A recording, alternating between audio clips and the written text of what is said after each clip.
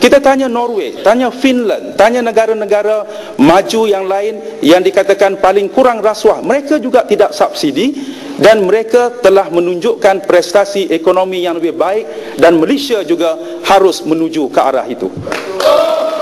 Kita nak banding dengan Norway. Pendapatan per kapita Norway 10 kali lebih dari Malaysia.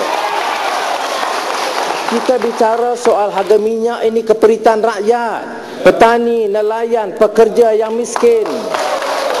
Jadi kalau kita nak bandingkan dengan kedudukan negara industri yang capai tahap yang baik, itu agak sukar. Nisbah dan basis perbandingan itu meleset sama sekali. Kalau kita kata sekarang ni masa tahun 2015 nanti, waktu kita sudah tidak ada minyak, apakah pada waktu itu ataupun kita sudah menjadi net importer pada waktu tersebut, apakah pada waktu itu kata-kata baru kita nak ikut harga dunia? Kalau orang nak jual minyak pada kita pada waktu itu, kalau tak jual bagaimana? Sebab itulah tanggungjawab Petronas dengan keuntungan yang ada, walaupun sudah banyak diberikan pada negara, sepatutnya cari minyak di luar negara. Saudara, siapa yang bagi angka kata ada depletion, kehausan sumber minyak pada 2015?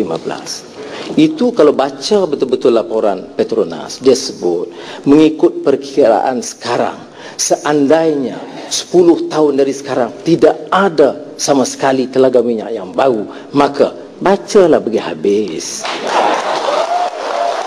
Maknanya kapasiti itu tidak terencat. 20 tahun yang lalu atau 30 tahun yang lalu kapasiti kita berakhir 2005. Keadaan itu berkembang, dan baiknya Petronas ini kerana dia tidak hanya memilih untuk cari gali dalam negara, dia pilih di luar negara untuk mencari sumber yang baik. Ya, sebab itu saya pertahankan Petronas. Yang saya kritik Kerajaan Barisan Nasional. Dia ada beda. Jadi kalau ahli-ahli yang berhormat, ahli-ahli parlimen pun tak faham yang ni, problem kita ni. Sudah. Saya rasakan bahawa kalau mengikut cara saudara Anwar sewaktu menyelesaikan masalah krisis keuangan dalam tahun 97, memilih cara yang digemari oleh IMF pada waktu itu, yang menjerut rakyat dan tidak pernah pun dicakap tentang kita membuat tentang kepentingan rakyat. Kadar bunga dinaikkan dengan cara yang cukup tinggi pada waktu itu. NPL dipanggil daripada 6 bulan kepada 3 bulan. Ramai peniaga kecil, SME dan sebagainya bankrupt disebabkan oleh saudara Anwar. Sudah boleh bangkitkan umpamanya, ini pendekatan naik minyak mendadak ini, cadangan siapa? Ini preskripsi IMF, World Bank. Dan beri satu contoh, jangan guna ini sebagai istilah politik biasa. Saya sedia debat soal krisis ekonomi 1997, 98 dengan pakar ekonomi lain pun tak apa.